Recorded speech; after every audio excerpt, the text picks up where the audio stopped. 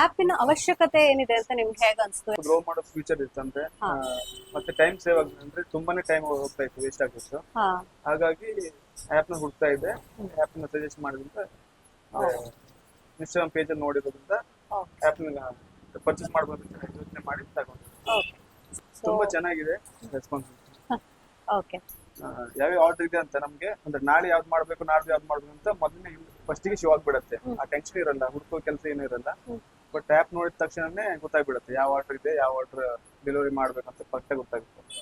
Work, embroidery work, ಆಮೇಲೆ ಮಗ್ಗಮ್ work, ಆಮೇಲೆ gowns, ಶರಾರ, ಯಾವ್ದೇ ಪ್ಯಾಟರ್ನ್ ಇದ್ರೂ ಮಾಡ್ತೀವಿ. ಯಾವ್ದು ಮಾಡಲ್ಲ ಅಂತ ಏನಿಲ್ಲ, ಯಾವ್ದೇ ಡಿಸೈನ್ ತಗೊಬಂದ್ರು ಮಾಡ್ತೀವಿ.